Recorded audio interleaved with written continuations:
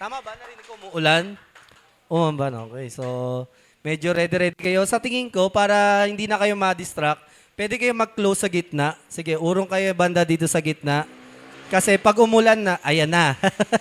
Urong kayo, gitna kayo. Huwag kayo sa gilid dahil mapapatakan kayo sigurado.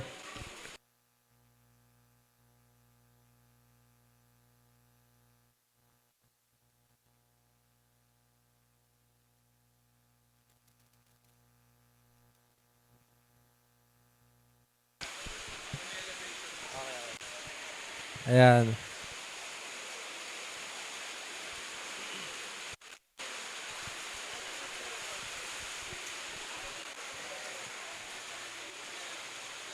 Ayan.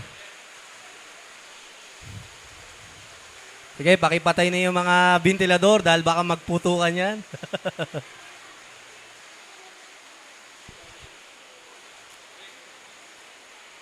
So, welcome sa ating church. This is our humble church.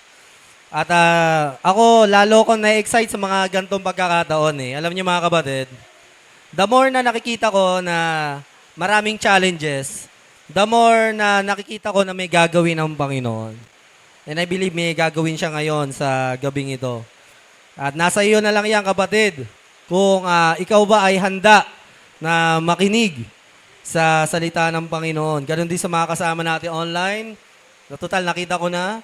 Hello po kay Sister Vilma, kay Papa, kay Yvette, and to everyone who's watching.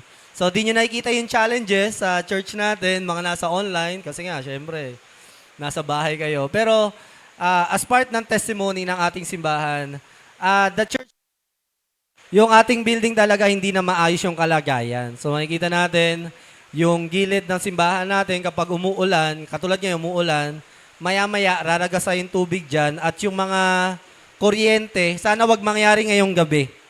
Yung mga kuryente, nagpuputukan yan. So kasi nga nababasa sila at luma na yung mga wirings natin. So ingat-ingat din kayo dyan. Nung last Saturday, na kuryente si Chin dyan. Sabi niya, ang lakas ah. Yun na lang yung nabanggit niya. So ingat-ingat, wag kayong gagalaw. Diyan lang kayo sa inyong mga pwesto. At tingin lang kayo dito sa harap. Huwag kayong mag-alala. May mga ushers tayo na silang bahala sa ating church. Kaya huwag niyo yung alalahanin dahil may mga kapatid tayo na kasama. Okay, ngayong gabi ay pag-uusapan natin ay patungkol pa din sa pananalangin o paglapit sa ating Panginoon. At basahin natin sabay-sabay ang title.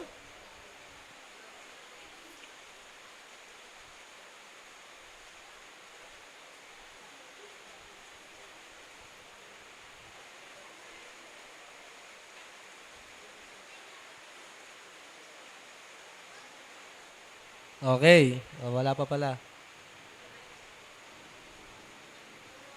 Okay, sabay-sabay tayo. 1, 2, 3, go! Okay, buksan natin ang ating Bible in Marcos chapter 2, verse 1 hanggang 12. Mga kapatid, pwede ko bang hingin yung attention nyo at wag muna kayo magpa-distract. Pakinggan natin maigi ang salita ng Panginoon.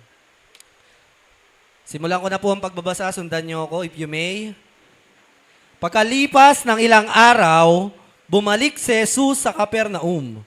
Agad namang kumalat ang balitang naroon siya. Kaya napakaraming tao ang nagtipon doon sa tinutuluyan niya hanggang sa wala ng lugar kahit sa labas ng pintuan. Parang ganito yun. No? Okay, praise God. At ipinangaral niya sa kanila ang salita ng Diyos.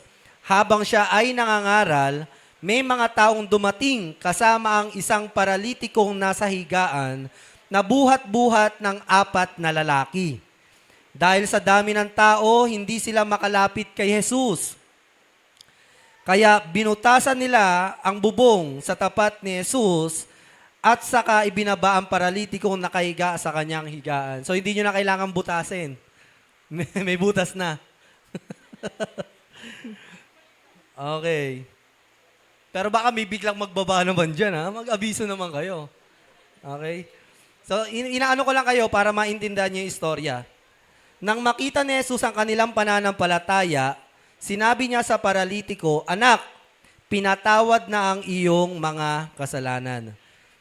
Narinig ito ng ilang mga tagapagturo ng kautusan na nakaupo roon. Sinabi nila sa kanilang sarili, bakit siya nagsasalita ng ganyan? Nilalapastangan niya ang Diyos. Walang makakapagpatawad ng kasalanan kundi ang Diyos lang. Nalaman agad ni Jesus ang kanilang iniisip. Kaya sinabi niya sa kanila, bakit kayo nag-iisip ng ganyan? Alin ba ang mas madaling sabihin sa paralitiko? Pinatawad na ang iyong kasalanan? O tumayo ka at buhatin ang iyong higaan at lumakad? Ngayon, papatunayan ko sa inyo sa pamamagitan ng pagpapagaling sa taong ito na ako, ang anak ng tao, ay may kapangyarihan dito sa lupa na magpatawad ng kasalanan. At sinabi niya sa paralitiko, tumayo ka, buhatin mo ang iyong higaan at umuwi. Tumayo nga ang paralitiko, agad na binuhat ang kanyang higaan at lumabas habang nakatingin ang lahat. Namangha ang lahat at pinuri nila ang Diyos. Sinabi nila, ngayon lang kami nakakita ng ganito. Palakpakan natin ang salita ng Diyos. Palakpakan mo kapatid dahil sigurado ko may sasabihin sa iyo ang Diyos ngayong gabi. Huwag mo i-low-key itong gabi na ito. Huwag mong mamaliitin. Kahit din ako habang pinag-aaralan ko ito, I was so amazed of the message of the Lord tonight. And I hope na bawat isa sa atin, alam ko pwede nating isipin, parang alam ko na yung sasabihin ni Pastor. Kapatid, maaaring alam mo yung sasabihin ko. Kasi nga, pastor mo ako lalo na kung matagal ka na. Alam mo na yung minsan na mape-predict mo yung kung ano yung pagkakaunawa ko dito sa text na ito. Pero kapatid, huwag mo maliitin ang kayang sabihin ng Panginoon ngayong gabi sa iyo. Handa ka na ba? Ito ay challenge you, kapatid. Ito, tanong to na hindi may masabi lang ako na sabihin sa iyo na handa ka ba. Gusto kong tanongin sa iyo, handa ka na ba talaga na kausapin ka ng Panginoon ngayong gabi? Handa ka na, kapatid? Okay. Tanongin mo yung katabi mo, handa ka na ba? Gusto ko magkaroon kayo ng kaba ngayong gabi kasi alam ko na may sasabihin ng Diyos. Handa ka na? Okay. Kung handa ka na, hawakan mo, mabangko mo at siguradong yayanigin ng Diyos ang buhay mo ngayong gabi. Mga kapatid, hindi dahil sa kung sino ang nagtuturo, kung nasaan church ka, kundi dahil nandito ang banal na spirito para pagpalain ka sa pamamagitan ng kanyang salita. I'm so excited tonight. So kung iintindihin natin ang storya, parang ganito yung lugar ni Jesus. So nalaman nila na darating yung isang nagpapagaling ng sakit at nagtuturo siya sa isang bahay. So yung bahay na puno, hanggang pintuan daw puno. So parang praise God, ganun din, hanggang labas, puno tayo, no?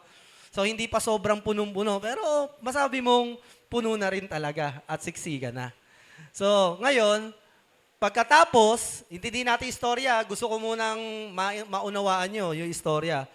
Pagkatapos, sobrang dami na ng tao at gustong lumapit lahat ng tao sa Panginoong Yesus. May 4 daw na lalaki. Tama ba? 4 yung binanggit? Okay. 4 men. At may dala-dala silang paralitiko. So, sabihin na natin in our time, stroke o comatose. So, hindi na nakapagsalita, di na nakakatayo. So, dala-dala nila, buwat-buwat nila, di natin alam, by kariton ba o by tela. So, basta dala-dala nila. At gusto nilang ilapit kay Jesus. So, out of desperation, ang ginawa nila, binutas nila yung bubong. At pagkabutas ang bubong, ay ibinaba nila yung may sakit sa harap ni Jesus.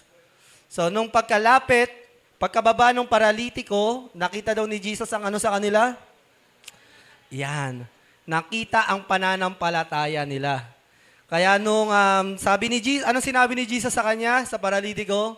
Anak, pinatawad na ang iyong kasalanan. Sa ibang version, anak, tatagan mo ang iyong loob. Dahil pinatawad na ang iyong mga kasalanan. So tandaan niyo yan, yung mga sinabi na yan ng Panginoon. Pagkatapos ay nagalit yung mga Pariseo sa kanya dahil may sinabi si Jesus. Sabi nila, bakit ka nagpapatawad? Ang Diyos lang ang nagpapatawad. So sinagot naman sila ni Jesus. Narinig sila ng Panginoong Yesus. Ang sabi ng Panginoon, bakit kayo ganyan mag-isip? Ano ba mas mahirap, magpatawad ng kasalanan o itong paralitiko na ito tumayo? Kayo, kung tatanungin ko kayo, ano mas mahirap, mga kapatid? Sa tingin nyo, saan kayo mas ma-amaze? Halimbawa, may nagbutas nga ng bubong natin, nagbaba dito. Ay, kaninang umaga, meron eh. Dapat kaninang umaga to, no? So, kayo, mga kapatid, saan kayo ma-amaze? Hindi, maging totoo lang tayo.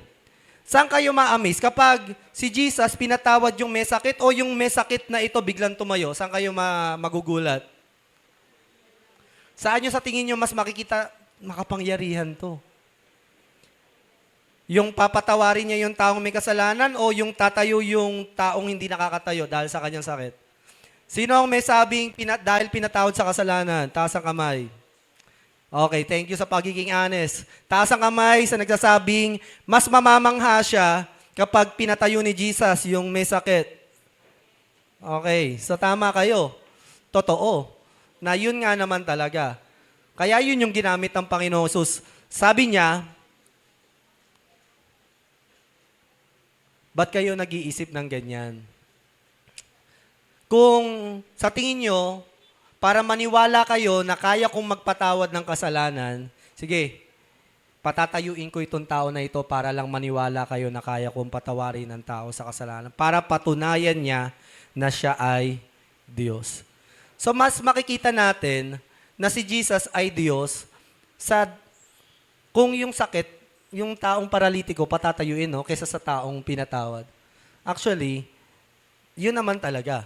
Mas makikita natin na yung isang himala, mas doon tayo natututo na magtiwala sa Panginoon. Panginoong Hesus. And then pagkatapos noon, tumayo yung may sakit, napatunayan ni Jesus na Diyos siya, at pinauwi niya yung tao. Sabi niya, tumayo ka, dali mo higaan mo, nagkalat ka pa. Wala sinabi gano'n, no? Dali mo na mahigaan mo, okay? Dali mo higaan mo at umuwi ka na. Alam niyo mga kapatid, maganda yung, gustuhan ko yung ngiti ni Sister Edna eh. Nasa likod siya eh, naka-checkered na white and red. Napansin ko lang yung ngiti niya. Alam niyo si Sister Edna, hindi naman lingid sa inyo at hindi niya inililihim. Siya ay babaeng may sakit at siya ay nagpapadialysis. Sa tingin niyo mga kapatid, kung itong si Sister Edna, biglang pagalingin ng Panginoon, ako, sa Diyos ang papuri, ako naniniwala ako, kayang gawin ng Panginoon yun. Naniniwala ka ba doon, Edna? Kalooban ng Panginoon, nawa umuwi kang magaling. At hindi na. Wag ka na mag-soft drinks. Pero alam niyo mga kapatid, ako open ako doon. Kung uuwi si Edna at sino man sa inyo may sakit, uuwi ng punta dito may sakit at umuwi ng walang sakit, kaya ng Panginoon niya, walang imposible. Pero alam ng Diyos kung ano makakabuti sa atin. Alam niya kung kailan niya idudulot yung himala sa isang tao. So, sa istorya na ito, sa next slide, kung kayo, babasahin niyo yung Bible, ito lang naman yung makukuha nating lesson. Mapalad ang taong may mga kaibigan o tao na naglalapit sa kanya sa Diyos. Amen? Tama ba? So, mag-thank you ka naman sa katabi mo. At sa nag-invite sa'yo, bro, sis, thank you ha. Mapalad ka. Kasi, napakakonti na lang ng mga tao na magdadala sa'yo sa Panginoon. Amen? O, nakita ko yung mga ngiti nyo, medyo nahiya pa kayong mag-thank you, pero mapalad ka. Nakatulad sa istorya na ito, yung isang paralitiko, hindi siya makalapit sa Panginoon, pero merong siyang 4 na kaibigan o mga taong mabuti na tumulong sa kanya para makalapit sa Diyos. Kapatid, mapalad ka. Dahil merong mga kapatid ka sa pananampalataya na naglalapit sa iyo sa ating Panginoon. Pwede bang palakpakan natin yung mga kapatid natin na yan? Ang palad mo naman. Praise God. So, diyan mo nakikita yung true friendship, no? Number 2, dito natin matututunan na tutulungan ng Diyos sa mga taong tumutulong din sa mga taong nangangailangan ng tulong. So, yan. A very basic lesson.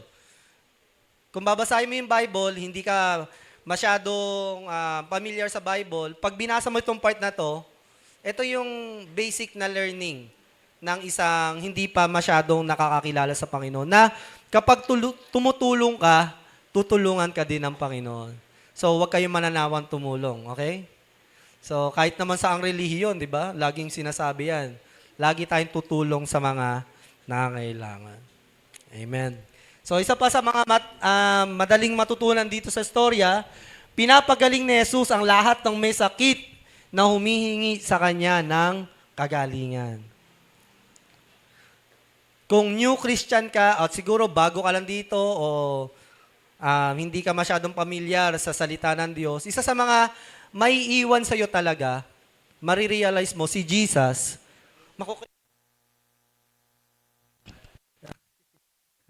baka bumuhay tayo ng patay ngayon. Wag naman. So, gawin ba? Imagine ko paano kung biglang ano, no? Kasi nakita ko na kuryente si Chin dyan eh. So, pangatlo, ay yan nga. Matututunan natin, ang Panginoong Hesus ay nagpapagaling ng may sakit. So kung ikaw may sakit ka, kapatid, madalas, doon tayo natututong manalangin. Lalo na kung wala tayong pampagamot, walang pampadoktor, walang pambili ng gamot at pampacheck up.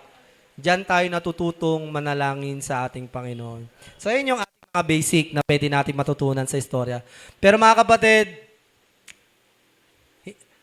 gusto kong sabihin sa inyo, hindi mo pa kilala ang Panginoon.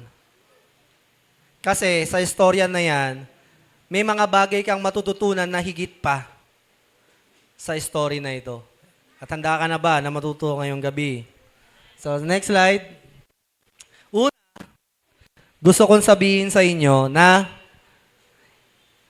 5 tao yung nakita ng Panginoon na may pananampalataya dito. Ulitin ko. Sa istorya, nakita natin ilan yung nagbuhat? 4. At nung binasa natin, sinabi, nung nakita ng Panginoon, yung ibinababa yung may sakit sa harapan niya, sabi niya, nakita niya ang kanilang pananampalataya. Pero 4 lang sila. Pastor, paano mo nasabing 5 sila? Sa tingin niyo, mga kapatid, sino yung isa doon na meron din pananampalataya? Amen. Hindi mo pa kilala ang Panginoon. Gusto ko ipakilala sa'yo. Akala natin sa istorya na ito, 4 lang yung may pananampalataya. Sa ibang salin nito, kahit sa English, babasahin mo, sinabi lang doon na Jesus saw their faith. Sa lahat ng translation sa English. Pero kung babasahin mo ito sa original na salin, bago pa yung Latin na salin, sinabi, Jesus saw the faith of the 4 men and the paralytic man. Minsan, nakala natin yung mga may pananampalataya lang, yung mga taong malalakas.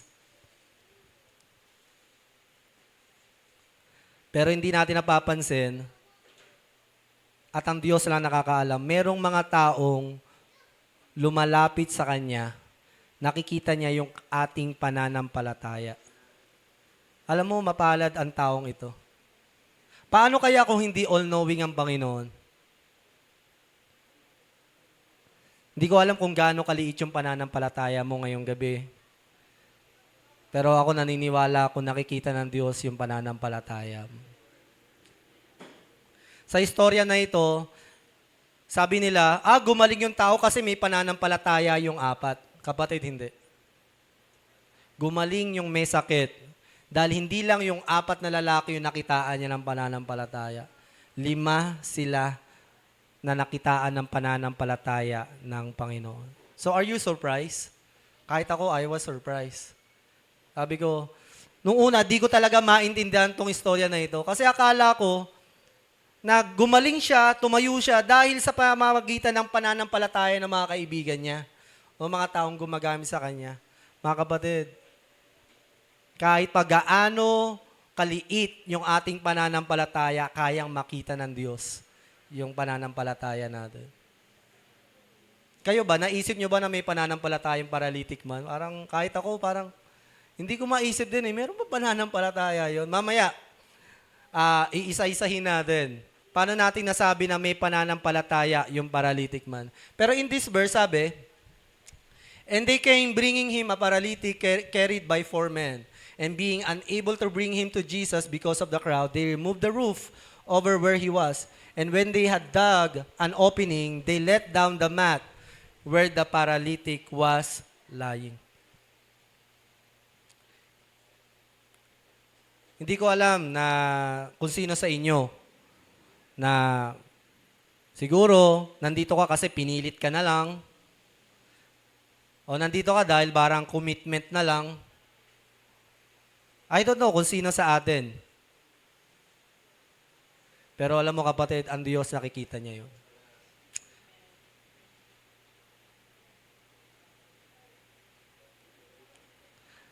I'm blessed in this story kasi napakapalad natin ang Diyos. Nauunawaan niya kahit na yung isang paralitiko na hindi kayang humingi ng tawad.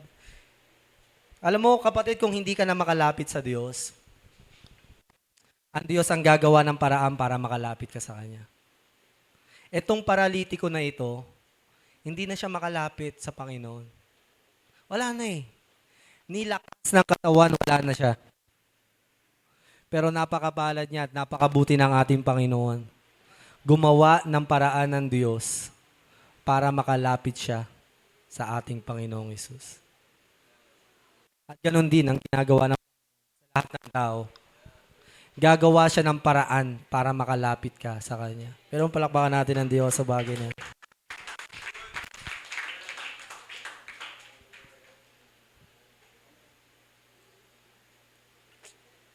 Paano na lang kung hindi ganun ang Panginoon? Paano na lang kung nagaya tayo sa paralitiko at wala na, no choice ka na. Diyan ka na. Wala ka ng pag-asa. Isipin mo, ikaw yung paralitiko. At ang Diyos ay yung kabutihan lang niya hanggang sa kapag nakakalapit ka, saka kita patatawarin. Pero pag hindi ka na nakakalapit, bahala ka na sa buhay mo. Kapag wala ka ng lakas sa makalapit, bahala ka. Gumawa ka ng paraan. Ginawan na nga kita ng paraan eh. Pero alam mo kapatid, gumawa pa rin ng paraan ng Panginoon para makalapit itong paralytic man. Ang Diyos ay mabuti. Amen? Gagawa at gagawa siya ng paraan para sa iyo. Kahit pa anong sitwasyon natin. Ito, very helpless na. Ni tumayo, di niya na kaya. Ni magsalita, di niya na kaya. Pero gumawa pa rin ang Diyos para makalapit siya. Pero wag niyo naman sana antayin, no? Na maging paralitiko kayo at buhatin kayo dito sa simbahan. Pastor, ito na po si brother. Ito na po si sister. Wag naman, kapatid. Wag mo na maantayin na ganun yung gawin sa atin para makapagsisilan tayo sa ating mga pagkakamali. So, yan yung isa sa mga dapat nating tandaan, sa mga gustong ituro sa atin ng Panginoon, na kahit na wala na tayong kakayahang lumapit sa Kanya, pero gusto mo nang lumapit sa Kanya, gagawa ng paraan ng Panginoon para makalapit ka sa Kanya. It doesn't matter kung hindi ka na nakatatayo, hindi ka nakapagsalita. Basta sa puso mo, gusto mong lumapit sa Panginoon. Basta talagang totoong gusto mo nang lumapit sa Panginoon. Kapatid, ulitin ko, basta gusto mo nang lumapit sa Panginoon. Nasa iyo lang yan. Gagawa siya ng paraan para sa iyo. You cannot blame God. Sabihin mo na inabandona mo ako, Panginoon, iniwan mo ako dito. Kapatid, hindi ka aabandonahin ng Panginoon. Hindi ka niya iiwan, ni pababayaan man. Gagawa at gagawa siya ng paraan para sa iyo. Kaya mapalad ka. Kung nandito ka ngayon at gusto mong, sa puso mo, gusto mo magsimula, gusto mo magtiwala sa Panginoon, gusto mo lumapit sa Kanya, makakalapit ka. Gagawa ng paraan ang ating Panginoon. Amen. Praise the Lord. Next slide. Kung nakakaramdam ka ng kagalakan, pwede mo palakpakan ng Panginoon. Kung iisip mo, Lord, napakabuti mo sa akin. Napakabuti mo sa akin, Panginoon. Pangalawa, ang pagka-Diyos ni Jesus na nagpapatawad ng kasalanan. Sa istorya na ito, gustong ihayag ng Panginoon sa atin na siya ay Diyos. Na siya lang ang kayang magpatawad ng ating mga kasalanan.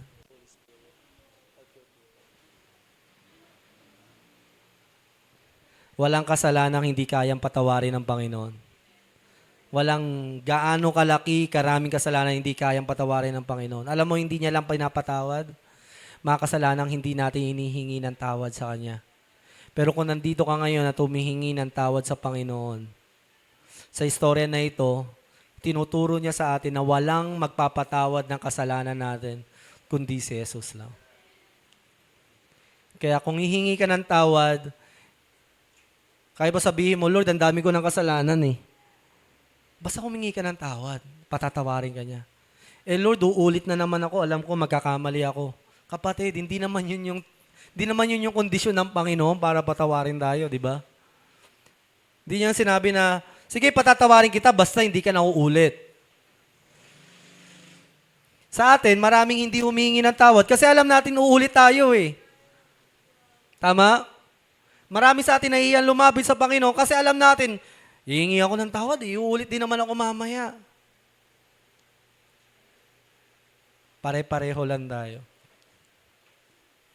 Pare-pareho lang din tayo nahihiya sa Panginoon. Baka akala nyo, ako very proud ako nagtataas ang kamay, umaawit sa Panginoon. At pati yung mga musicians natin. Hindi mga kabatid, sa amin nga mas nakakahiya eh.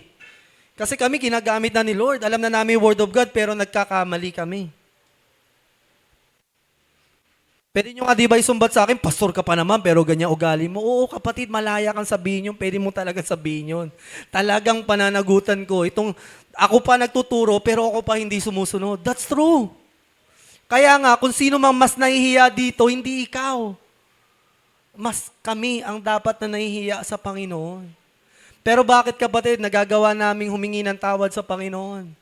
Kasi naniniwala kami, maniwala ka ngayong gabi na kaya kang patawarin ng Panginoon. Walang kondisyon ng Panginoon sa pagpapatawad ng kasalanan natin. Ang gusto niya lang sa iyo, humingi ka ng tawad ngayong gabi. Alam ko, yung iba nahihiya sa atin. Eh, pastor, ganito yung ganito ugali ko eh. Huwag mo munang problemahin ng ugali mo, no? Huwag mong baguhin sarili mo sa kakahingi ng tawad. Balik tayo sa basic eh, no? Lalo na sa mga matatagal na nahihiyan lumapit sa Panginoon. Hello? Gusto ko po kayong kausapin. Ayoko, pastor. Gusto ko munang magbago bago ko humingi ng tawad sa Panginoon. Nag-iisip bata tayo sa pananampalataya. We know this. Lumapit ka sa Panginoon, siya ang magbabago sa iyo.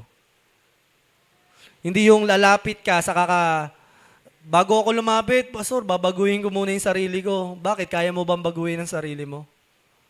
Ito ang gusto ng Panginoon. Lalapit ka sa Kanya, lulunukin mo yung pride mo, yung hiya, hihingi ka ng tawad at magsisisi ka sa mga pagkakamali mo at magsisimula ka.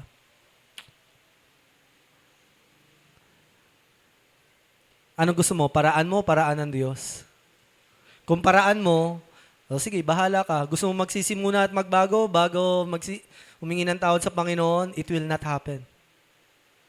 Pero gusto mo kaparaanan ng Diyos, lalapit ka muna, hingi ka ng tawad, at siyang bahala magbago sa'yo. Sa tingin ko, ayun yung mas totoo at kayang gawin ng Panginoon. Ayun ang kondisyon niya.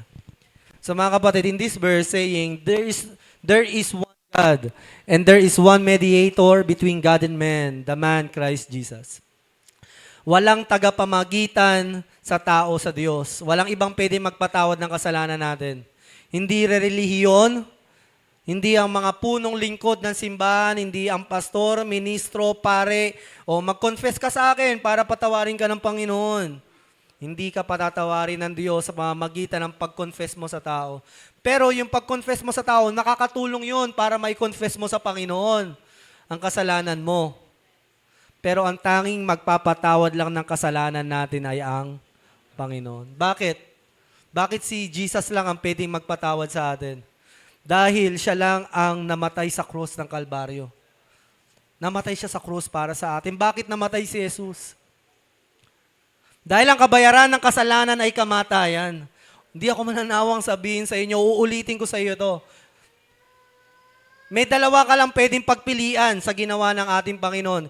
Either tatanggapin mo na siya yung namatay para sa kasalanan mo at tinanggap mo yon, At dahil doon ay tatanggapin ka ng Panginoon dahil siya na yung namatay, o ikaw ang mamamatay para sa kasalanan mo sa apoy ng impyerno. You only have two choice, kapatid. Either you believe and accept that Jesus died for you, for your sin, o ikaw ang mamamatay para sa kasalanan mo. No ifs and buts. Pastor, nahihiya ako eh. Pastor, ang laki na ng kasalanan ko. Ikaw pa rin, piliin mo. Walang kabayaran, walang ibang kabayaran ng kasalanan, kamatayan lang. At mapalad ka. Ang Diyos na ito na may likha ng langit ng lupa ang namatay para sa iyo at para sa akin. Tanggapin mo yon sa puso mo. Maniwala ka. Di ko alam kung sino yung kinakausap sa inyo ng Panginoon. Maring inisip nyo, ang dami ko nagawang pagkakamali, kapatid. Binayaran na ng Diyos. Kahit paanong kasalanan nagawa natin, handa kang patawarin ng Diyos dahil matagal niya nang binayaran yung ating pagkakamali. Si Jesus lang. Kaya nga dito, sa istorya, nakita natin, ano ba talagang, totoo bang kaya magpatawad ni Jesus ng kasalanan? Oo, pinatunayan niya nga eh. Sa pamamagitan pa ng himala. Ayaw niyong maniwala na kaya kong patawarin ang kasalanan ng tao? Sige, ganito gagawin ko. Mamili kayo. Sa tingin nyo, saan nyo makikita pagka-Diyos ko? Pag pinatawad ko ito o pag pinagaling ko ito? Nakita ni Lord, maniniwala kayo pag pinagaling ko to? Para maniwala kayo na kaya kong patawarin ng tao sa kasalanan nila, papagalingin ko ang may sakit. So, pinagaling ng Panginoon. At doon nila nasabing, Diyos nga si Jesus. Diyos ang ating Panginoon. Yung nakikita mo sa krus ng Kalbaryo, sa mga rebulto, although hindi siya yun literal, pero maaaring nagbibigay ng simbolismo sa atin yon. Na itong nakapako sa krus ay hindi lang tao. Siya ang may hawak ng buhay mo at ng pamilya mo. Siya ang nagbigay buhay sa lahat ng nilikha at namatay siya para sa iyo at para sa akin. Tayo nga, mahilig tayo magpaskam sa mga tao eh. Pag sinabi lang sa atin, handa akong mamatay para sa iyo. Uy! Mahal lang kita. Diba? Tayo, sinabi lang yun, ha? Alam mo, sagutin mo lang ako. Aabutin ko ang mga bituin. Grabe ka. Papaniwala tayo, di ba?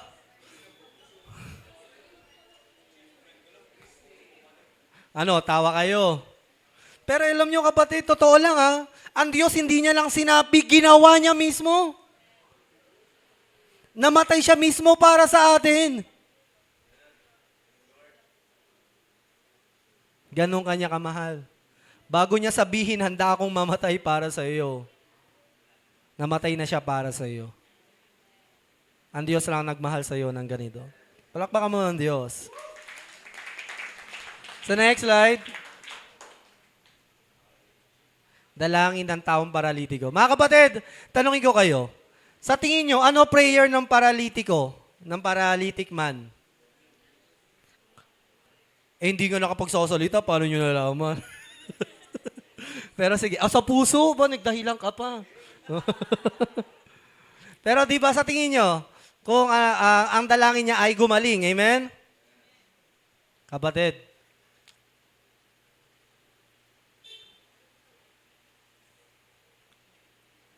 sinasagot lang ng Panginoon kung ano yung dalangin natin. Ano ang sinabi ng Panginoon sa paralitiko? Tanungin kita, kapatid, ano yung sinabi ng Panginoon? Doon natin malalaman kung ano yung panalangin ng paralytic man. Anak, lakasan mo ang iyong loob, pinatawad na ang mga kasalanan mo. Sa tingin mo, ano yung panalangin ngayon ng paralitiko?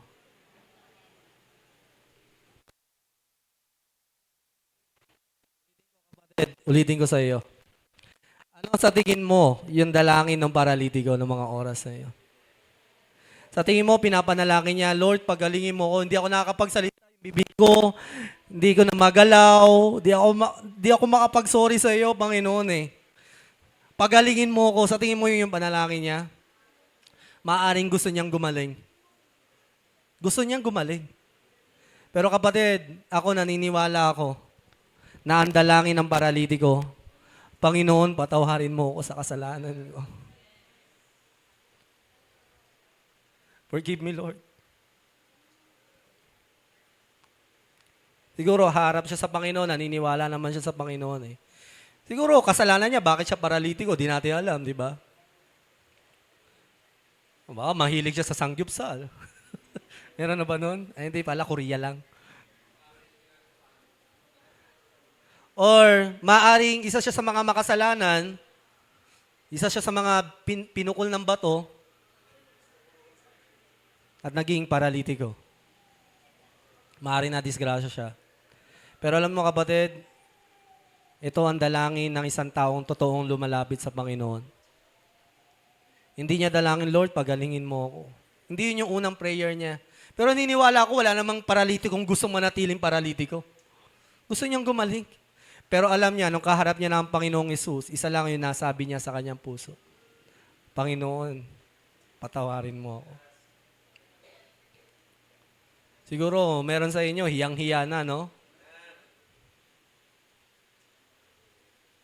Papakinggan ka ng Panginoon. Kahit pakitang-kita mo yung mga consequences ng pagkakamali mo, kaya ganyan ang buhay natin. Minsan ako rin, marami akong ganyan, kaya ako nahihirapan sa buhay dahil marami rin akong pagkakamali. Kitang-kita natin yung ating mga kasalanan. Nagre-reflect sa mga consequences natin. Pero tatandaan mo kapatid, sana wag ka ma-hospital, pero kung darating man sa punto na inaani natin yung ating mga pagkakamali, pero sa oras na humingi ka ng tawad sa Panginoon, kahit hindi ka pa nagsasalita, naririnig na ng Diyos yung paghingi mo ng tawad sa Kanya. Ganito ang ating Panginoon.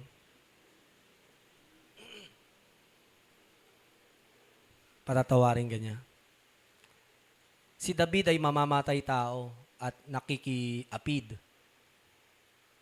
Biruin mo, no? Mas dakila pa sa mga pastor yon. Hari yon ng Israel na pinili ng Diyos. Pero minsan nagawa niyang pumatay dahil sa kagustuhan ng kanyang laman. Si Moses, nakapatay. Meron na ba nakapatay sa inyo? Huwag mo nang sagutin. Pero kung nagawa mo yon, or may inililihim mo lang, o meron man nakagawa sa atin ng mga karumal-dumal na kasalanan, mga pangahalay, kahalayan sa katawan, o anumang mga pagkakamaling nagagawa natin, kapatid, alam mo, ako naniniwala, nandito ka ngayon kasi gusto mo lumapit sa Diyos. At ngayon nakikita mo kabutihan ng Panginoon, isa lang ang may dudulot sa inyo, hihingi ka ng tawad sa Panginoon. At kung hihingi ka ng tawad, lakasan mo ang iyong loob dahil pinatawad ka na ng ating Panginoon. Ulitin ko sa iyo. Isipin mo na ikaw mismo yung sinasabihan ng Panginoon. Anak, lakasan mo ang iyong loob. Alam ko, discouraged ka na, nahihirapan ka na, depressed ka na, anxious ka na, naguguluhan ka na. Lakasan mo ang iyong loob dahil pinatawad ka na sa iyong mga kasalanan.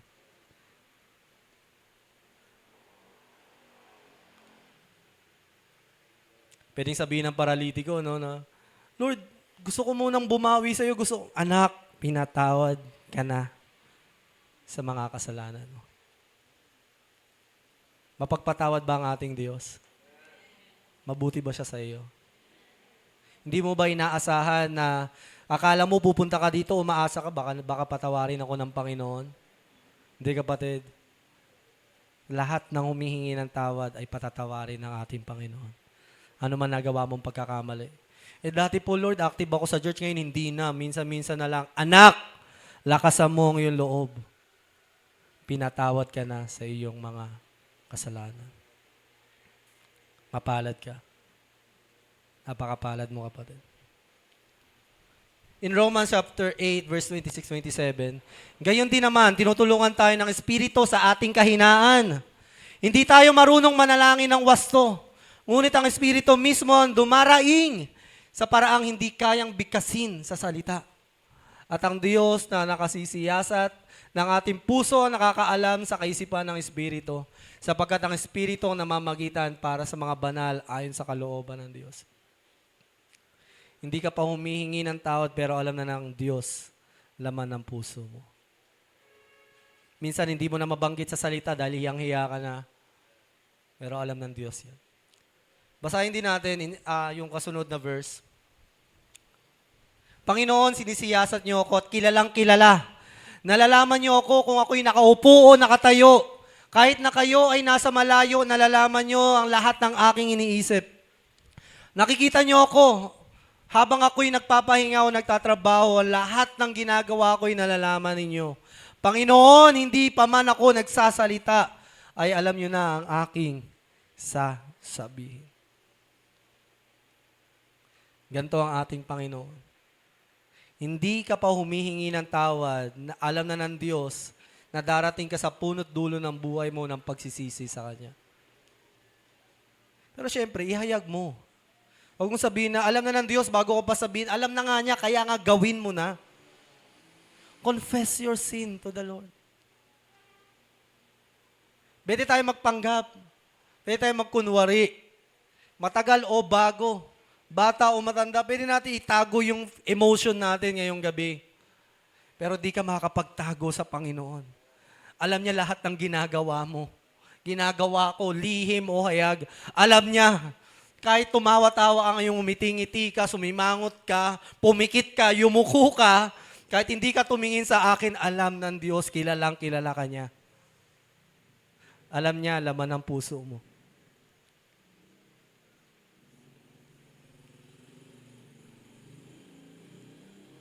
Kaya kung nalalaman natin na kilala tayo ng Panginoon, alam mo kapatid, kung ako sa'yo, lumapit ka na lang sa Diyos. Kilala ka naman niya eh. Alam niya kung bakit ka ganyan umasta. Alam niya kung bakit ganyan ginagawa mo sa araw-araw. Sabi ko nga sa inyo, yung mga addict dyan sa kalsada, hindi mo rin mahusgahan eh. Kasi bakit? Ano lang naman gusto nila? Gusto lang naman nila sumaya. Gusto lang naman makarating sa langit. O makalimutan yung realidad ng buhay. Kaya nila ginagawa yun. Alam ng Diyos yun. Kilala sila ng Diyos. Pero sinasabi ko bang tama yun? Hindi ko sinasabing tama yun. Sa mga umiinom ng alak, bakit? Gusto lang naman mag-enjoy. Gustong tumakas sa problema. O ito yung paraan para ma-express mo yung kaligayahan mo. Alam ng Diyos yun. Di ko alam kung ano yung mga pinaggagawa nating mali dahil sa tingin ko, ito kasi yung makakapatulong sa akin eh. Ito yung pamumuhay ko. Ito yung alam ng Diyos. Kilala ka niya. Alam niya yan. Kaya kapatid, dahil kilala ka ng Panginoon, magtiwala ka sa Kanya.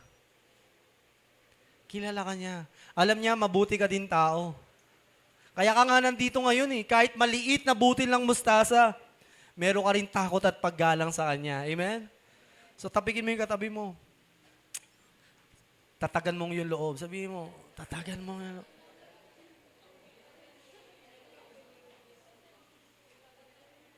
Kilala ka ng Diyos. At dahil kilala ka ng Panginoon, kapatid, kayang-kaya kang patawarin ng Panginoon dahil kilala ka niya. Mahirap patawarin ng isang tao kapag hindi mo alam yung dahilan bakit niya nagawa yun. Tama? Minsan nga, di ba, kapag may hold-upper na snatch yung cellphone mo, galit na galit ka. Pero pag nagpaliwanag, alam niyo po kasi may sakit yung nanay ko, nasa ospital. Parang minsan maano yung damdamin mo, di ba? Parang, oh, nga, sige, wag mo nang ulitin, ha? Tama ba? O, ito pa, charger. Sabi ni brother. Grabe mo pagmahal. Kung pwede mong gawin mo, no? Pero kunin ko muna yung contacts, pwede ba? Pero wag naman kayo magpapascam, no? Mamaya, dramahan lang kayo, eh. Pero minsan, di ba, kapag yung isang tao, nalaman mo yung dahilan sa maling ginagawa niya, ang dali niyang patawarin. Pero alam mo kapatid, ngayong kilala ka ng Panginoon, kaya kaya ka niyang patawarin. Kaya kung may ginagawa ka mali, ipahayag mo sa Panginoon, ipaliwanag mo sa Lord, ito talaga dahilan eh. And the Lord will forgive you. Pero syempre, ang Diyos, alam naman niya kung nagdadahilan tayo o talagang totoo mula sa ating mga puso. Gusto ko lang kayong iwan din ng paalala, God cannot be mocked. Hindi natin madadaya ang Panginoon. Kaya, magpakatotoo na lang tayo sa Panginoon. Amen? Totoo siya. Hindi siya magkukunwari. Mahal niya tayo. Pero yun yung masasabi ko, mahal ka niya. Next, pagpapatawad ng Diyos ang tunay na pagpapala at himala. Let the wicked forsake his way and the unrighteous man his thoughts. Let him return to the Lord that he may have compassion on him and to our God, for he will abundantly pardon. So sa istorya na ito, nakita natin na ang tunay na pagpapala ay wala doon sa ating ipinapanalangin ng mga material kagalingan. Kapatid, ang totoong pagpapala sa istorya na ito ay hindi yung tumayo, yung may sakit. Yung talagang nagpasaya sa kanya ng mga oras na iyon ay nung pinatawad siya ng Panginoon sa kanyang kasalanan. Ayun po ang totoong biyaya ng buhay. Gusto ko po kayong paalalahanan, marami kayong pinagpe-pray. Amen? Siyempre, nagpe-pray tayo ng trabaho, nagpe-pray tayo ng pera, pagkain, pag-aaral, pangarap, asawa, boyfriend, girlfriend. Lahat yan pinagpe-pray natin. Amen? Sabihin nyo hindi. Kaya nga ang galing natin minsan di ba? Mag-TikTok, di ba? Si Valerie, no? Ang galing ni Valerie. Kasi meron tayong mga kagustuhan sa buhay. At di naman natin maitatago yan. Pero alam mo kapatid, ang tunay na kagandahan ng buhay ay wala lang doon sa ating mga pinapanalangin. Gusto ko pong ma-realize nating lahat na ang kagandahan ng buhay ay nandoon sa pagpapatawad ng ating Panginoon. Dahil yung itong mga pinapanalangin natin, panandalian lang yan. Kung sabihin ko sa inyo, bukas, wala na tayong lahat. Kung ngayong gabi, mag-rapture na, bigla nang bumalik ang Panginoon. Kapatid, ito po ang totoong realidad ng kagandahan ng buhay. Na nalaman natin na mahal tayo ng Panginoon at tinatanggap natin yung pagmamahal ng Panginoon. Amen? Magsikap ka sa buhay, pero wag mo siyang kakalimutan. Ito ang totoong buhay. Nung nasa Burol kami last time, nila Brother MJ, God is really speaking to us. Nandun kami sa Burol, nakatingin kami sa labi ni Brother Marlon. Marlon ba? Tama. Marlon. So sabi ko sa kanila, and I know it's the Lord who's speaking, tignan po natin ngayon ang labi na ito. Nagsasabi, kung ano man yung ating ipinapanalangin sa Diyos, at yun yung mga nagiging dahilan bakit napapalayo tayo sa Panginoon dahil hindi binibigay ng Diyos, kapatid, isang araw haharap tayo sa Panginoon. Ano ba talagang tunay na mahalaga sa buhay natin? Isang araw haharap din tayo sa Panginoon. At itong mas maganda na pagpapala kaysa sa himala na naranasan ng paralitiko. Sa tingin nyo, masaya yung paralitiko dahil pag nasa langit, i-interviewin natin siya. Uy, paralitik man! Ang lupit mo! Baka makasalanan mo, na-stroke ka na. Pero ang galing ng Panginoon sa buhay mo Gumawa pa rin siya ng paraan para makapagsisi ka. So ano sa tingin mo yung pinakamagandang ginawa sa'yo ng Panginoon? Alam mo kapatid, kung makakarating ka man sa langit, tanggapin mo ang Panginoon, syempre, para magkakasama tayo. Pag tatanungin mo siya, alam ko, isa ang sasabihin niya sa atin. Pinakamagandang ginawa sa akin ng Panginoon yung pinatawad niya ako sa aking mga kasalanan. Paano yung ginawa niyang himala sa'yo? Yung tumayo ka niya, ang lupit kaya nun. Maganda yun, pero ang pinakamagandang ginawa sa akin ng Diyos, yung pinatawad niya ako sa kasalanan ko. Ngayon mga kapatid, kung may pinagpe-pray ka at inaantay sa Panginoon, huwag ka muna masyado magdamdam. Magantay ka lang. Magtiwala ka sa Panginoon. Hindi dahilan yung mga pinagpe-pray natin na wala pa para malungkot o ma-depress. O para magrebelde o tumalikod sa Panginoon. Hindi po yun. May dahilan ka pa rin para maging masaya. Dahil alam mo na pinatawad ka ng Panginoon sa mga kasalanan mo. Amen? Palakpakan mo ang Panginoon. Last. pananampalataya ay pagtitiwala at pagsunod. Basahin natin yung last verse, verse 11 and 12. Sa dami ng magandang sinabi ng banal na spirito ngayon sa iyo, with all the encouragement, with all the love and grace and mercy na sinabi sa iyo ng Panginoon sa lugar na ito, kapatid, walang saysay yun kung hindi mo pananampalatayanan. Kung hindi mo tatanggapin. Kaya ang sabi dito sa verse 11, ang sabi ni Jesus sa kanya, tumayo ka, buhatin mo ang iyong higaan at umuwi. Tumayo nga ang paralitiko, agad na kanyang binuhat ang higaan, lumabas, habang nakatingin ang lahat. Biruin mo, no? Wala na siyang pakialam. Basta ang ginawa niya lang, tumayo ka. Kapatid, sinasabi sa iyo ngayon ng Panginoon, tumayo ka. Dalin mo yung higaan mo, manampalataya ka, umuwi ka na. Oo, muna kayo umuwi. Mamaya, uuwi ka, baunin mo itong pag-asang binibigay sa iyo ng Panginoon. Alam mo, kapatid, kahit sinabi ng Panginoon na tumayo ka, dalhin mo yung higaan, pero hindi siya tumayo, may karapatan siyang gawin yon, may kalayaan siyang tanggihan. Hindi na nga siya nakakapagsalita, pwede niya, bahala ka dyan. May kalayaan siyang gawin yon. Pero kapatid, ngayon din sinasabi sa iyo ng Panginoon, tumayo ka.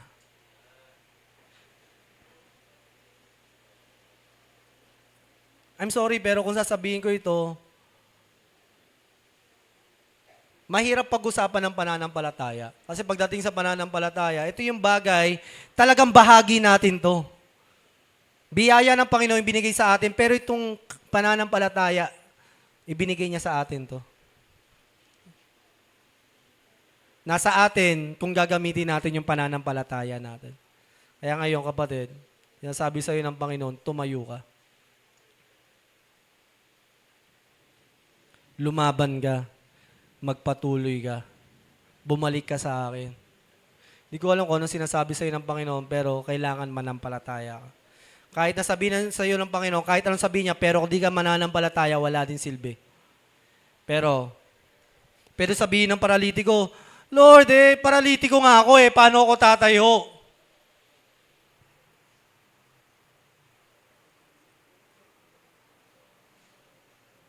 Matagal ko ng sakit to. Nakita mo nga, dinala nga ako dito, binutas mo yung bubong, makalapit lang sa'yo. Pwede naman tayo magdahilan ng gano'n, di ba? Pwede ka rin magdahilan ngayon sa Panginoon. Pero mo sabihin, ang laki ng problema ko Ang dami kong pinagdaraanan.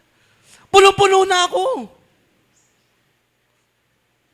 Pero kapatid, sino paniniwala mo? Yung sinasabi mo, yung sinasabi sa'yo ng Panginoon. Tumayo ka. Trust in the Lord with all your heart. And do not lean on your own understanding. Manampalataya ka sa Panginoon ng buong puso at lubusan. Huwag kang mananahan sa sariling karunungan. Kapatid, pakinggan mo ang Diyos. Mahal ka niya. In verse 12, tumayo nga ang paralitiko agad na binuhat ang kanyang higaan at lumabas habang nakatingin ang lahat. Namangha ang lahat at pinuri nila ang Diyos. Sinabi nila, ngayon lang kami nakakita ng ganito. In Mark, sabi ng Panginoon, and Jesus said to him, if you can, all things are possible for one who believes. We are talking about faith, mga kapatid. All things are possible to those who believe. Pagpapalain ni Lord ang trabaho mo. Amen? Bibigyan ka niya ng trabaho. Amen? Do you believe? Pagpapalain ni Lord ang pamilya mo, magkakaayos at magkakaroon ng kapayapaan. Amen? Do you believe? Magkakaroon ka ng asawa. Do you believe? Ay, may nahiya pa. Madalaga. Ulitin ko ha. Magkakaroon ka ng asawang may takot sa Panginoon. Do you believe? Amen. Mga kabataan, maka-amen naman. Si Lorraine, gano'n agad Lorraine, pag-aaral muna. Doon ka sa pag-aaral. Lorraine, makapagtapos ka ng pag-aaral. Amen? Ayan, gano'n. Hindi, mag-aasawa.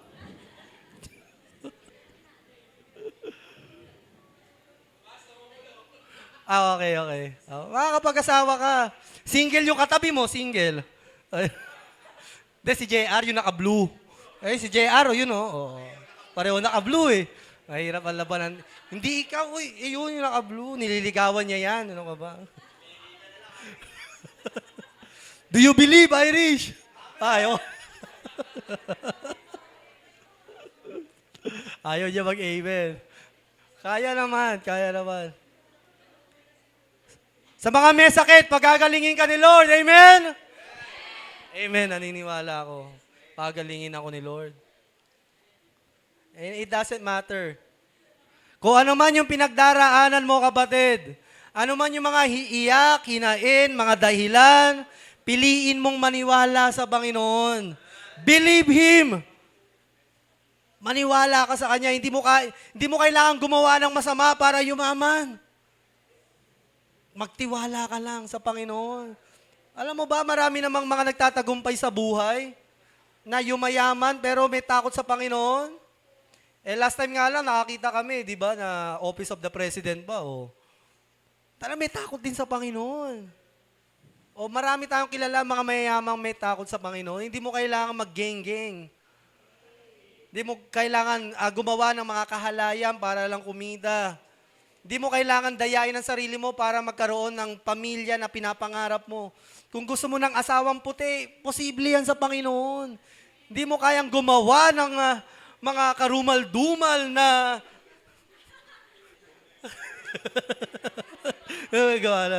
Bagay ba sa akin? Mga ganun. Hindi mo kailangan magpaka-sexy. Hindi mo kailangan bawasan ng iyong tela.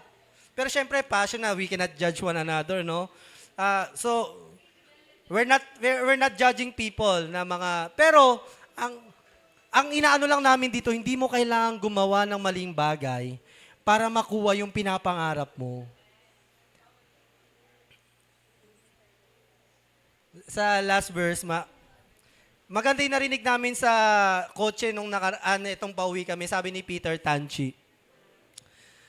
Kung ikaw ay anak ka ng Diyos, huwag mong isipin na ang Diyos ay nag-iisip, papahirapan ko to para tumibay pananampalataya. Padadalhan ko to ng mga cancer, ng... Grabe kayo sa Panginoon! Hindi kaya ng tatay natin. Sino dito tatay? Meron ba tatay dito gusto magka-cancer ang anak? Parang inisip natin, sabi nga ni Peter Tanchi, ayoko sumunod sa Panginoon, papadala ako sa Africa noon. Sabi niyo, mali kapatid, hindi mo kilala. Kung masunurin kang anak, sa tingin mo, kailangan gawin ng Panginoon yun sa'yo? Hindi kapatid. You just need to trust and obey the Lord, and I tell you, hindi ka bibiguin ng Panginoon. Mabuti siyang Ama. Kung pwedeng hindi ka niya disiplinahin, hindi niya kailangan gawin yun para lang magtiwala ka sa Kanya, hindi mo kailangan pagdaanan yun. Pero minsan, papahintulutan niya yun talaga. Paminsan-minsan, kung kailangan. Huwag kang mag-alala kapatid, ang ICF hindi kailangan punta ng Egypt. Tapos dalahan tayo ng para matuto tong mga ICF. Papadala ko to sa disyerto, 40 years sila doon. Kapatid, hindi po ganon ang ating Panginoon. Hindi lang siya ganon. Huwag niyong pag-isipan ng masama ang ating Diyos, Ama sa langit. Amen? Palakpakan natin ang ating Father. Kaya magpakabait ka na. Sabi mo sa katabi mo, magpakabait ka na, Prosi. Boss, magandang buhay. Di ba lagi? Maganda ang buhay kung sumusunod sa Panginoon. Magtiwala ka. May pagsubok lang, pero makakayanan yan. Ito, sige, challenge kita kung bago ka lang sa pananampalataya. Kumuha ka ng 3 mananampalataya dito at tanungin mo sila, ikaw ba gusto mo bang tumalikod sa Panginoon? I tell you, kapatid, ang pinakamalungkot na bagay na gagawin ko sa buhay ko yung talikuran ng aking Panginoon. The most foolish thing that I will do in my life ay talikuran ng Diyos na nagligtas sa akin, na gumawa ng mabuti sa akin, nagbigay sa akin ng pag-asa. Hangal ako o tanga ako o tatalikuran ko pa ang Panginoon at ganun ang mangyayari sa iyo kapag nakilala mo ang Diyos. In last verse, sabi ng Panginoon, ang pananampalataya kay Jesus ang siyang nagpapalakas sa taong ito na inyong namukhaan at nakikita ngayon. Kayo man ay mga saksi na gumaling siya. Nangyari ito dahil sa pananampalataya kay Jesus. Kapatid, tanggapin mo ang Panginoong Jesus. Huwag mo siyang pagbintangan na parang kapag sumunod ako sa Kanya, pag naging full-time ako sa Kanya, o kaya naman pag nagsiserve ako sa Kanya, magiging malungkot na ako. Kapatid, malungkot na buhay mo, kaya ka nandito ngayon. Naghihirap ka, kaya ka nandito ngayon. Gusto kong sabihin sa'yo. Desperado ka na, you are frustrated. Pwede mo sabihin, may pera ka o kung ano mang bagay, pero alam mo, kailangan mo ang Panginoon, kaya ka nandito ngayon. So I'm telling you right now, trust in the Lord. Manampalataya ka kay Jesus. At iniimbitahan ko ang mga taong gusto manampalataya kay Jesus. Tayo tayong lahat at tayo mananalangin. Inaanyayahan kita, kapatid. Gusto kong pumikit ka. At gusto kong humingi ka ng tawad sa Panginoon. Humingi tayo ng tawad sa Panginoon ng buong puso. Humingi tayo ng tawad dahil pinaratangan natin siya.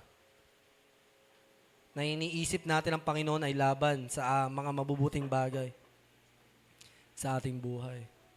Kapatid, trust the Lord. Uulitin ko sa iyo yan. Put your faith in Christ. Hindi ka niya bibiguin. No one can please God without faith. Walang makakalapit ngayon sa Panginoon kung hindi sa pananampalataya. Hindi ka makakalapit sa Kanya ngayon kung hindi ka maniniwala sa pangako ng Diyos. Ang himala ay hindi para maniwala ka sa Diyos. Ang himala ay para sa mga taong naniniwala sa Diyos. Ang mga nakakaranas ng himala ay ang mga taong hindi pa natatanggap yung himala pero naniniwala na sa Panginoon. Kapatid, ngayon binibiyayaan ka ng Panginoon ng pananampalataya sa pamamagitan ng mga taong nasa harap mo naniniwala sa Diyos. Inaanyayahan ka ng Panginoon. Ito'y paanyaya ng isang nagmamahal na Diyos sa iyo. Ano yung pinagpe-pray mo? Ano yung hinihingi mo sa Panginoon? Minsan ba ang tagal kaya gusto mo nang tumalikod? Minsan parang nagre-rebelde ka? Kapatid, ask forgiveness. Repent. For the kingdom of God is at hand. Nandito na ang paghahari ng Panginoon. Magsisi ka na. Talikuran mo na ang mga maling gawin mo. Ngayon, hindi ko hihingin maging perpekto ka. Ang inihingi ko lang sa iyo, humingi ka ng tawad at magsisi at magpatuloy sa buhay mo. At next week, bumalik ka dito at makinig uli ng salita ng Panginoon. Trust the Lord.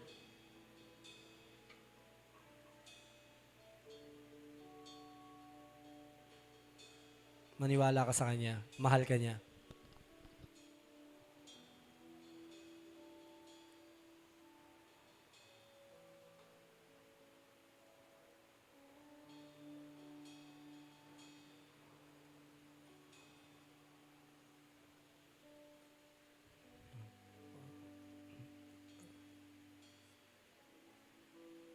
Sa Diyos na may likha at bigay ng aming pananampalataya at magtatapos ng aming pananampalataya.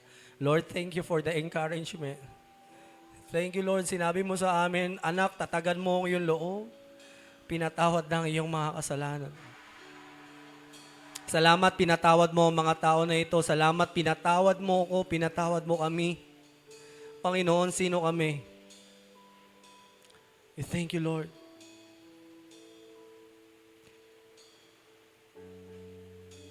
Patawarin mo kami kung minsan nakalimutan namin ang biyaya mo sa amin. Nilalapit ko sa iyo mga taong ito. Tulungan mo po sila. Kilala mo sila, Panginoon. Higit sa pagkakakilala ko sa kanila. Yakapin mo sila, Panginoon. Magpakilala ka sa kanila.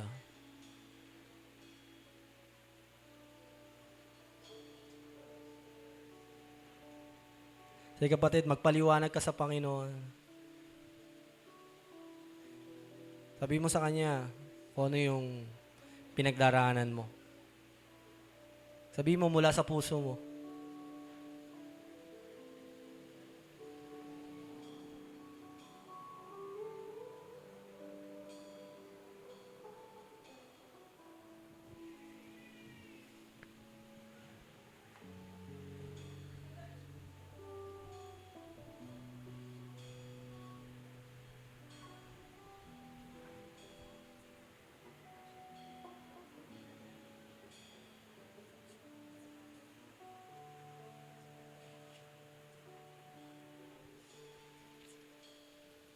Sige kapatid, sabihin mo sa Panginoon.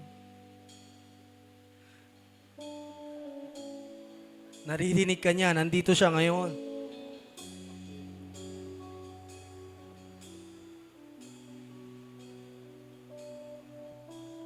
Lord, I put my trust in you, God.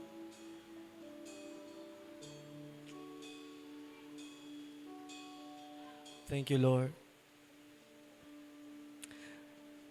Panginoong Isus, Ikaw ang Diyos pa rin na aming Panginoon na pinaglilingkuran. Ika'y di nagbabago. Kung pinatunayan mo sa mga pariseyo, mga taong walang takot sa iyo, at gumawa ka ng himala para patunayan na Ikaw ay Diyos, Panginoon, panalangin din po namin sa mga oras na ito. Una, sa iyong pagpapatawad na aming tinanggap, kami po'y nagpapasalamat. Salamat po. Lord, ito po ang pinakamagandang bagay na binibigay mo sa amin, makalapit sa iyo. Pero Lord, alam mo rin po, hindi mo namin maitatago sa iyo ang aming mga hangarin, ang aming mga pangarap, ang aming mga kagustuhan na nagiging dahilan minsan ng aming malingam pagtingin sa iyo. Pero ngayon, panalangin ko, Panginoon, bilang iyong anak, magpakilala ka sa amin, Panginoon. Patunayan mo na buhay ka. Patunayan mo na totoo ka. Lord, patunayan mo na pinatawad mo kami sa aming mga kasalanan. Gumawa ka ng himala, Panginoon. Alam kong hindi mo mamasamain, aming Diyos. Nagpapakatotoo lang kami sa iyo, Lord.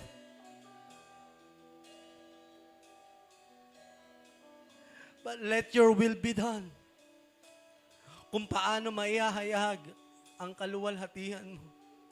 But this is us, Lord. Thank you for accepting who we are. Thank you for listening, Lord. Hindi man maipahayag ng mga ilang tao dito sa kanilang mga labi, alam mo, sa puso nila umiiyak sila at nagsusumamo sa iyo. Salamat, aming Diyos. Tunay nga na ikaw ay mabuti.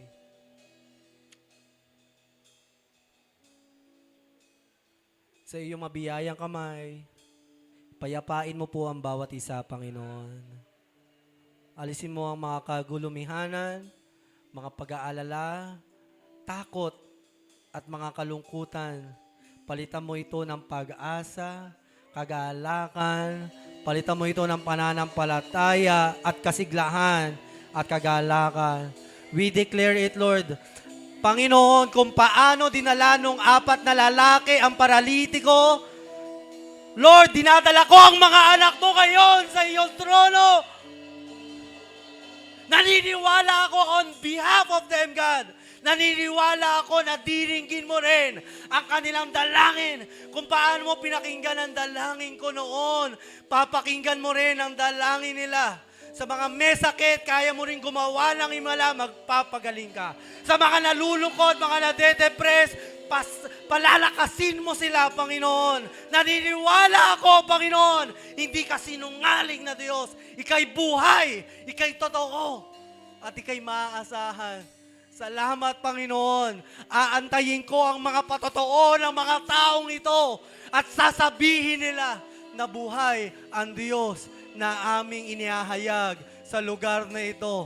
Panginoon, naniniwala ako sa kapangyarihan ng iyong salita kasama ng mga kapatid kong mananampalataya. Sa lugar na ito, kaming lahat ay naniniwala sa mga kapatid namin na lumalapit sa iyo on behalf of them, Lord.